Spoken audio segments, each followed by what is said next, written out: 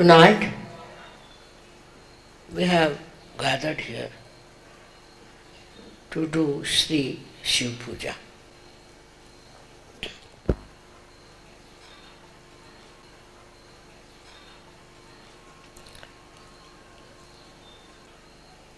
Those people who have a clean heart can only do Shiv Puja. Those whose heart is not clean cannot do Shiv Puja. It's a simple principle of Shri Shivaratri.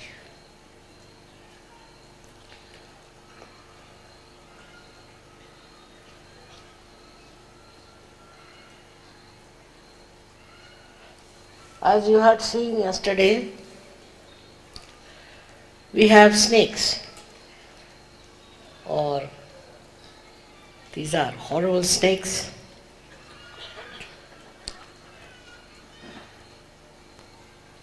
Guiding behind the Shivalinga.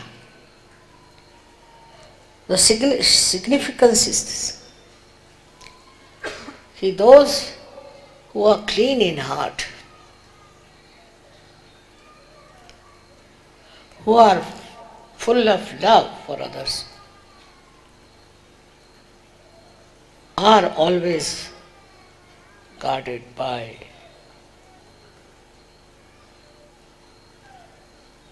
the power of Shiva, which are the snakes. It's a symbolic thing to say.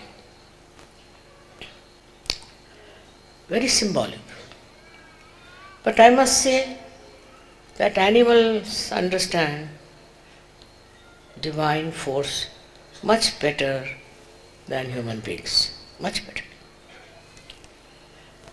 Because they have a clean heart. Whatever is their lifestyle built by nature, they carry on with it. But there's no malice, there's no jealousy, there's no all these mean things in their heart. They do it because it is supposed to be. But the quality of human beings is only one, and that is how much they love and forgive. Loving capacity of human beings are such by which they conquer all their negative forces. They can easily see that it's not good to have all these qualities, or maybe that they understand it's not noble to indulge into all these inhuman behavior. They are not bound to indulge into all these things. Neither they are asked to be. But suddenly they get lured by such things which has got hatred, jealousy, and greed. You see how Shiva lives. He lives in the Himalayas. See what clothes he wears, what he eats. He has no demand for anything because he is complete, he is perfect. Such a personality is Shiva's. And if you are worshipping him, you should find out within your heart what sort of feelings you have, what sort of malice you nurture. These days in India, greed has become the main point. They are so mean and so low, which impossible to understand, that they think money is everything, which is not in the culture of Indians. No, no, in no way. But somehow they have picked it up in the foreign countries perhaps, and it is spreading very much now that money is the most important. Think of Shiva. He never thought of money. He never wanted any money. He never wanted to show off himself. There's such a difference between Shiva and Shakti in their whole attitude. Because Shiva is absolutely a liberated personality. He is not bothered. If the people are indulging into wrong things, he'll destroy. Finished. He doesn't want to cure, he doesn't want to improve, nothing of the kind. But for the Shakti it is important. Because this is her child, this universe is her child. All this is created by her. So naturally she is worried, and she doesn't like people who try to take to mean things and nonsense. First of all, it was human beings started indulging in power. They moved from countries to country to empower themselves. Where is that power gone? Finished. Then, after that, what happened with them is that they left their style with others. And now it seems that's very common to see people shamelessly being greedy. For them is the solution is Shiva. All such people will be destroyed. First of all, they will be exposed. And then they will be destroyed. To the last bit of it. Another thing is that Shiva respects a person who has a good character.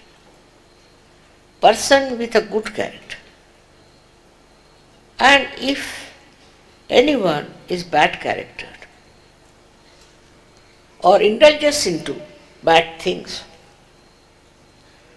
Shiva won't spare them. So, the Shakti creates, protects, looks after them, brings them up. But Shiva is sitting there just to destroy. Very important. This destruction is very important. This Shakti doesn't show those qualities.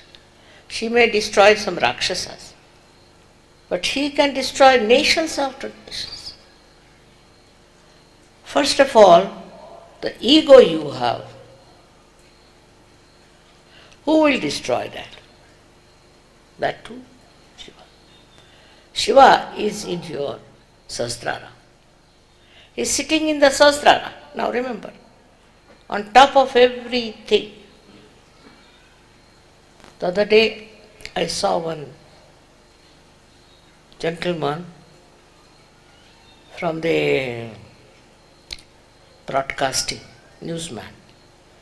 He was very, very stupid and was talking very harshly. And I saw his Ekadash coming up. My God, I said, this one is now going to be in trouble. What is Ekadasha is nothing but the 11 powers of Shiva. They build up here and give you all kinds of diseases. The worst of all is cancer. And I knew that this fellow is going to have a very bad time. If he is not a Sahaja, how am I to tell him? How anybody has to tell him? But it comes from this Ekadasha Rudra. Now these are 11 powers of Shiva, very well described. Now these powers start working on people, even on Sahaja, if they do not follow the principle of Sahaja.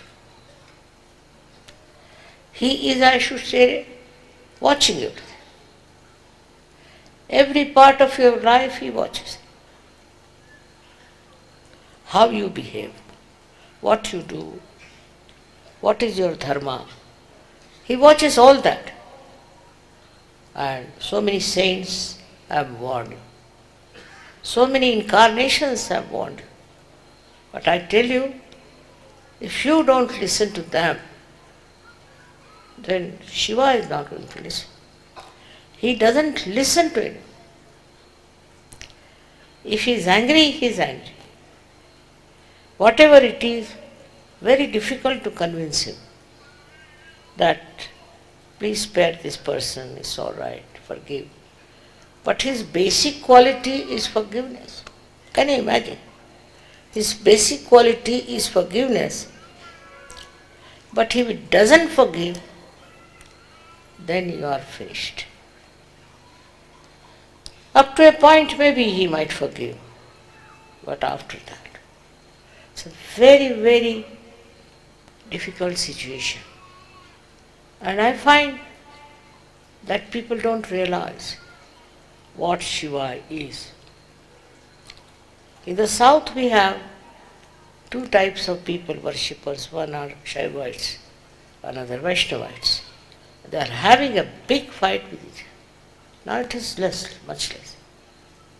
What is the work of Vishnu is to give you realization, emancipation of human being, evolution of human being. But if you fail in your goodness, in your dharma, then Shiva comes in your life. We have to understand, we are all surrounded by their powers. We are all made by their powers. It is the Shakti who is protecting you. But to an extent, she cannot go above Shiva. She cannot cross. These days you find so many people indulging into politics. It's all money-making propositions. They all try to make money. It's no politics. They don't do any good to the whole communities, nowhere. Either under fear or under abandonment. They behave in such a manner that they are not afraid of God. They are not afraid of His own attention on you. Perhaps they don't know that they are under the attention of Shiva. He is watching each and every person. Whether you are Australian, English or Indian. Whatever religion you may follow, He is watching them. This is a thing one has to understand. And once you understand this, you will accept that you have to be good and dharmic people. You have to be good character people. Why people talk of good character? You try to understand. The stupidity these days when people don't believe in it. People are doing all kinds of things. They are drinking, they are playing this money business, all kinds of things they are doing. Without having any fear of the wrath of God. And that wrath comes from Shiva. I would like to warn you all, though you are all my children, be careful. Try to weigh every step that you take. Of course, I am there to support you, to help you, to protect you. But not beyond Shiva. I can't go beyond him. It's such a power of Shiva. It's such a authority of Shiva. And to worship him means to worship goodness in him. The goodness could be compassion, could be love, could be forgiveness, anything. He likes only good people, and he protects only good people. For example, some people are very power oriented. Some are money oriented and some are power oriented. And the power oriented also do it for money sometimes. That's the aim. They'll not stay in search. They'll be displaced. They do it, then come and ask for forgiveness. So much forgive us. We have done it.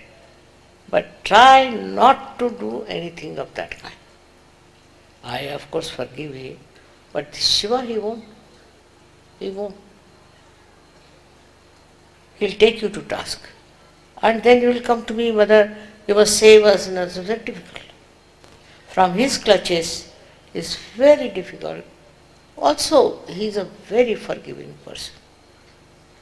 He forgives you many things. Because of me also he forgives. But after some time, when he takes over, there's no appeal, there's no saving. I do not want to frighten you, but I want to tell you the truth. It is the truth. You have to try to be good people. You have to try to be really good character. I am told some people who are in Sahaja Yogas indulge in money laundering and all that. Also, some of them have very bad characters. They run after girls and they try to look at the girls and all sorts of things. Now, this has ruined the West especially. Also, our Indians are learning from them. As it is, we have to respect ourselves. If we don't respect ourselves and we try to misbehave, I can only help you with your Kundalini. But if you go too much beyond it, Ekadasha Rudra will catch you, no doubt. It's a very big barrier on your forehead. Ekadasha Rudra. And it is so effective nowadays, so much active. All kinds of diseases which are coming nowadays, all incurable, are because of Ekadasha. And also those who are suffering from possessions. The other day I met somebody who was very much caught up.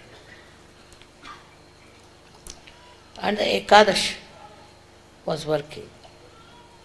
I found out that he is a very fanatically influenced by something. I don't want to name it. But these we have found out are not correct things. In every religion we have people who are spreading nonsensical ideas. Now, if you don't have discretion about it, nobody can help you. You should have a full discretion as to what is right and what is wrong. Then Shiva is with you. But if you indulge into all such nonsensical things, it is self-destructive, I must say. But the self which is destructive is the power of Shiva. What we call the self here is the power of Shiva.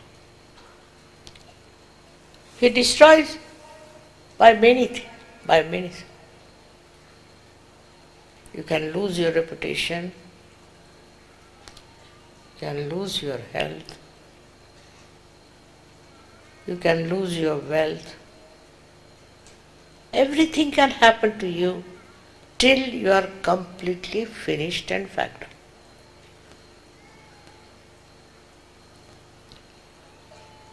I've known people on the deathbed also, they're talking about money. What should she get money? How will he get money? And this and that. Instead of talking about God or self-realization, they are talking. It's such a normal thing. But if you see Shiva, he doesn't possess anything. He doesn't want anything. Whatever you give it to him as a samarpan or anything, that he doesn't accept. And he passes on to the Shakti. You do what you want to do. She's the one who's working out everything to benefit you, to make you happy. He's not bothered. In this case, you have to please Shiva. He will not try to please you. You have to go all the way to please him. It's a very difficult personality of Shiva. In the Quran, it's not written separately for Allah or for Shiva, or it's not differentiated. Because the people with whom he had to deal were all uneducated, stupid people. So he didn't give all the details that God is in different forms. So there's only one Allah they know. But they don't know anything that shows the differentiations of their jobs and work. It is the Shakti who loves, I agree. But she too can get angry very much. And once she gets angry, there's no end to it. Now, I have to tell you as Sahaja Yogis that you developed your qualities to please the Shiva. It's too much of hankering, too much of wants. All this is not necessary. Of course, I want you to live well and beautifully, not stupidly, to go into jungles or behave like hippies. That's not the point. The point is, from your heart, the attachment to things must go away. A person who is a Shiv Bhakt, he doesn't care for money. He doesn't know about money. He's a very generous person, extremely. He's just generous. People may say stupid, the way he goes on, the way he works it. But I don't think so. That's not at all the description.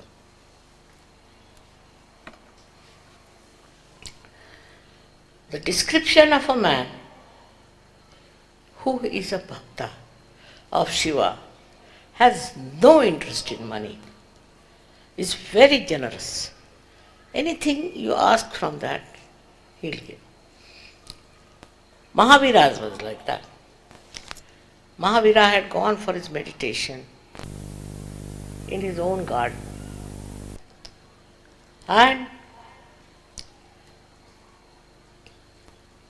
Vishnu, as Sri Krishna, came and told him that, see, I have no clothes. You have got this cloth, why don't you give me half of it? He said, all right, you can have. You can have the whole. Because he said, this my house is here, I'll just wear my clothes. What he did was not to show that nudity is a very great thing. But if you see the giants, what they do, they make big, big statues of Mahavira, showing him completely nude. I mean, this is the perversion of human mind. Why he did it, we should know. He was so detached, so detached. He gave away the clothes, what is the harm? It was not to show off or anything, but the generosity, people don't understand. And the Jainis are the least generous. So, the quality of all these great incarnations also not understood. Because a kind of an illusion is there. For example, Shiva is always with very few clothes. Very few. And what does he eat? No one knows. What is his desires and what does he want? No one knows. A person with great knowledge of music will sing before him, is all right. Or even any madcap comes and sings, he's all right. For him it doesn't matter. He's not meticulous about how the music is and what the notes are, whether it is all right or not. No. He is beyond all these things. He is beyond all these formalities that we have about everything. He is beyond. He is spirituality itself. He is beyond all these things. Whether you are a musician or you are an artist, whatever it is you are, he'll enjoy. He is the enjoyer. And he'll enjoy. Whatever is simple, whatever is given with the heart, he'll enjoy. Whatever is expressed with the heart, he'll enjoy. He is not a conditioned person, that it should be modern, it should be such and such. He is not conditioned. He doesn't think that way. Like human beings will sit down and make a meticulous everything. Does it fit into it or not? Even for art, even for anything that is created out of somebody's heart, they'll try to discourage that person. I've seen people, they have such conditioning. And one thing about Shiva, he has no conditioning of it. Nothing. That's why they call him a mast mala. He is not at all conditioned. If you have any conditioning in your mind, then you are not Shiva. It's all right. You should dress up well, you should do this. But you should not have conditioning that if you don't do that, then you are being out of caste, out of fashion, out of this. It is very difficult for people not to accept. All kinds of fashions are coming nowadays, all kinds. I tell them, what is this? This is the fashion. Is it some god behind this fashion? Or is there some deity who is telling you these fashions? Today it comes, tomorrow it will disappear. So what I am saying, that if you have to worship Shiva, you should decondition yourself. You are living in the world of Sahasrara. Now somebody is not properly dressed, finished. Somebody is over popularly dressed, finished. The human beings have a capacity to criticize everyone. And to criticize everyone is nothing fundamental. Because if you do it on vibrations, one can understand. But not on vibrations. Just because this is not the fashion, that is not the fashion. What is the passion of Shiva? Tell me. Has he any fashions? Anything you give him, he is happy. Whatever you give him, he eats that. He is full of such appreciation because he is personified as joy. He is peace and he is joy. If you are worshippers of Shiva, then you should not have any conditioning of any kind. I mean, normally I also wear simple sarees, very simple. And it happens that people think I am a very poor woman. I am poor. Because I don't care for money. I don't bother. So, we should know that Shiva is the poorest man, purest God. He doesn't wear any alankaras, he doesn't wear anything, just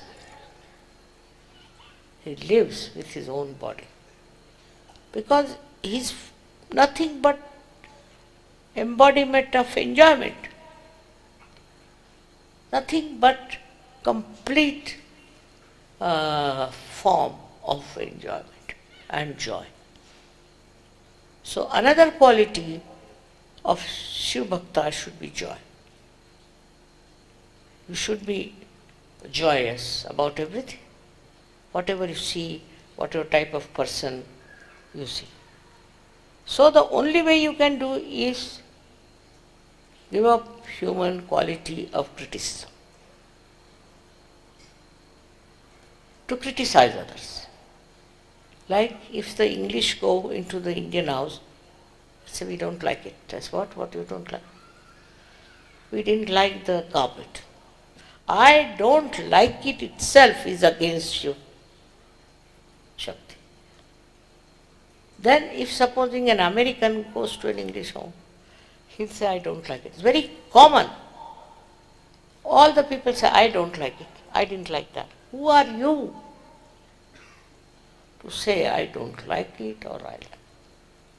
People don't realize that by saying all these things, you are showing that there's no Shiv principle in it.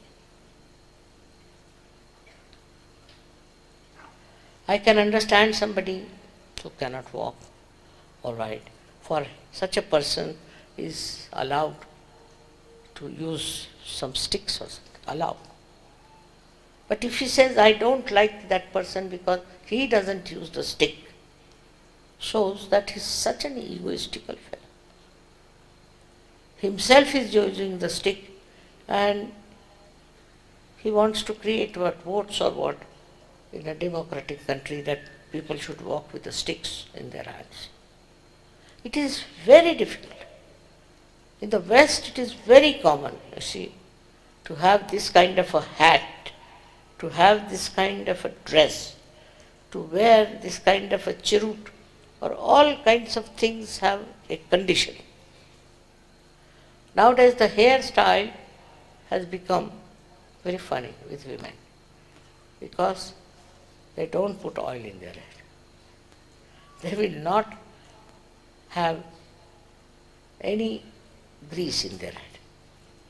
If somebody is going to meet them, they'll wash their hair. I don't think it looks very nice.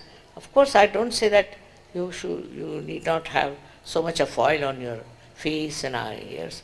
But what is so important in life is also, this is another thing, that we are very self-centered. We want to impress people. If I wear a dress or anything, it should impress. I mean, even if it impresses what? If a snake comes along, he'll bite you, whatever dress you might be wearing, whatever country you might be from. All this kind of identification doesn't behove a Shiv Bhakta. A Shiv Bhakta has to be just absolutely lost in the raptures of joy. Very particular about hairdress, very particular about dresses. I don't know what they are particular about. With all that, what do they gain? Nothing. Do they become popular? And this kind of popularity, which is so skin deep, what's the use? Must have respect of your being as not only human beings but as Sahajogis. We are Sahajogis. We are Shiva's Bhakt. We don't care. We are not bothered. Whatever it is, Shiva is there within us, and we shine with that power within us that is of Kundalini. You may be very well dressed, you may be anything. Your vibrations are bad. What's the use? If you cannot judge people by their vibrations, by nonsensical things like their dress and moustaches, is it of any value? In Sahaja Yoga, your value system has to be Sahaj. I've seen many people, I don't like their house, I didn't like this. I don't like, if the sentence is Nishiddha, is to be given up by Sahajas. If you don't like anything, you are not a Sahaja. Of course, I mean, if there's somebody who is anti-Sahaj and all that, but still by saying I don't like, what are you going to gain? The waste of energy.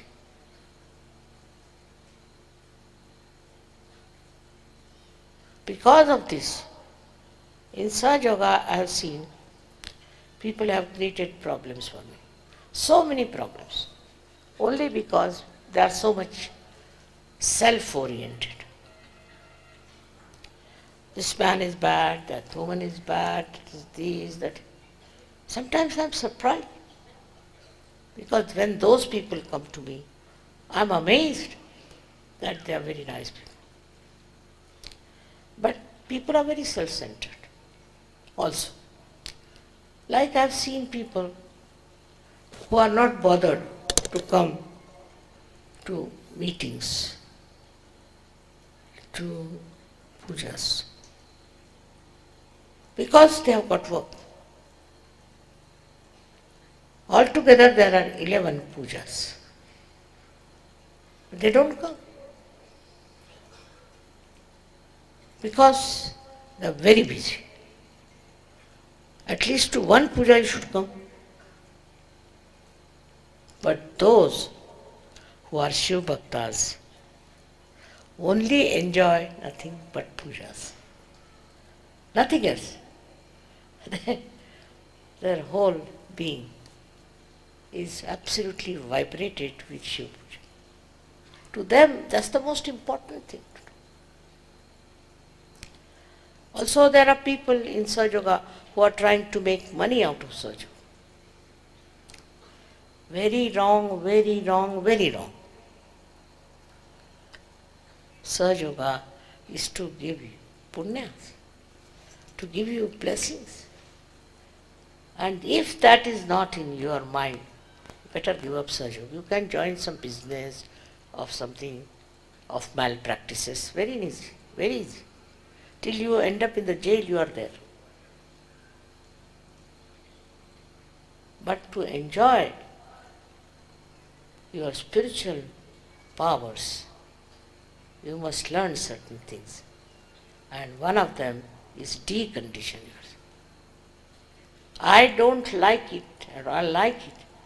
This sentence must go away from your tongue.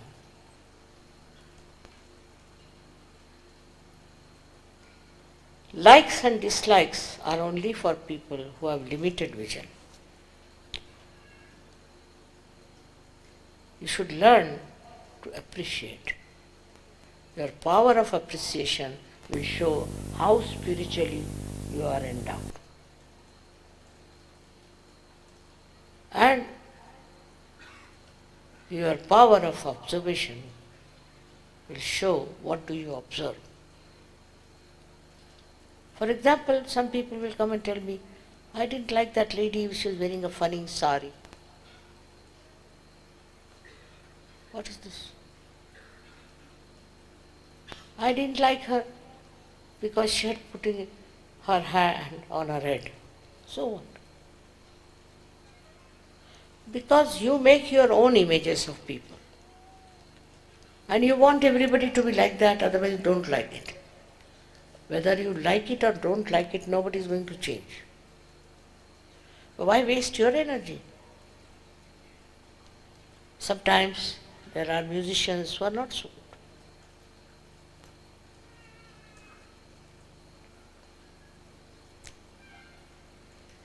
I remember once I went home and I asked my father, how does this musician sing? He says he's very courageous, very courageous. I said, why? What happened? Well, he sings without bothering about people. And he goes out of tune, sometimes he goes out of tala, doesn't matter. But he sings. He's very courageous, himmat wala. So that's how we used to appreciate and sing. When this fellow started singing, I saw he was like that. But my father was saying, wow, what? And encouraging him. See, I've seen in my father these divine qualities. How he used to tolerate, how he used to, not tolerance also, just appreciation of any kind of thing he used to appreciate. That's what, if the Sahaja Yogis have that condition of appreciation, they'll enjoy everything. Because you kill your enjoyment, do you know that?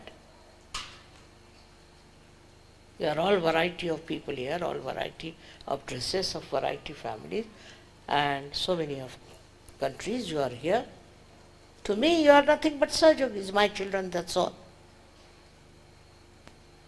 No, I don't go on judging you on your dress or on what your hairstyle is. No. All modern things are extremely conditioning. And they condition you so much that you get irresponsible. As Sahaja Yogis, you get irresponsible. Your first and foremost responsibility is Sahaja Yoga. Because you should know what a work it is. So such a great work to transform the whole world, that's my vision. At this old age also I think the same way. Now if that is my vision, what should be your attitude? That we should go all out to spread Sahaja Yoga. That's the main thing. I call you for these pujas just to renovate, I should say, or to give you more of energy and all that. But if you are just taking it as a great blessings and sitting at home, it's of no use. You must spread Sahaja Yoga. I was surprised that they said in Lucknow there are only 200 Sahaja Yogis. How can that be? First time I went to Lucknow, there were at least 3,000 Sahaja Yogis. And we had not fixed any hall or anything. And can you imagine, suddenly I find so many. How is it there can be 200 Sahaja Yogis? Either you are telling lies or you are good enough for nothing. So the responsibility of all the Sahaja Yogis, first and foremost, is to spread Sahaja. How many people have you given realization? Where have you talked about Sahaja? I've seen even in the plane if you are traveling, anyone who is there will tell me, my guru is this, such a great guru, this, that. Openly, shamelessly about horrible gurus. And while you people are very shy to talk about such, never publicly, unless and until you have a program and public program and all that. You have no time also for such. Very busy people.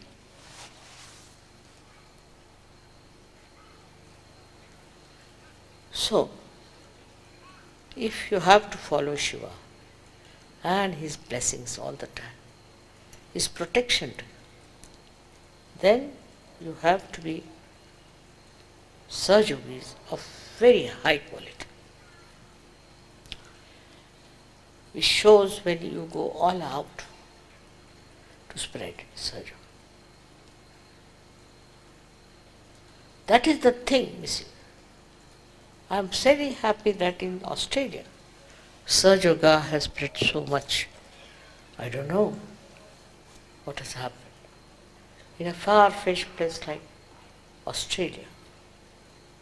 In the beginning I had some setbacks, but now it has spread. Also in Austria it has spread, and also in Italy. But otherwise, just doesn't spread. What's the matter? The matter is the leaders are not going all out. Say for in England I travel from north to south, east to west in all the directions. We have very poor Sahaja is there. You have to go to universities, to younger people. If hippism can spread, why not Sahaja? It spread like wildfire.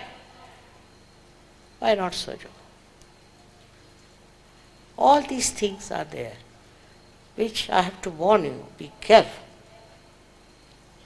If you have got realization, you have a responsibility to give realizations to others and to spread Sahaja. If you can't do it, then God save you. I have nothing to say. You have to introspect. What have I done for Sahaja? What I have got for Sahaja? And I am sure after this Shiv Puja, you will dedicate yourself to Shiv principle within. Shiv principle doesn't stir out. Is very, very stern. It's very powerful. You have to dedicate. And you have to surrender. Above every other job, or every other performance, highest is this. So, with this, I ask Shiva to give you blessings, complete blessings, so that you get transformed into personality of Shiva. May God bless you.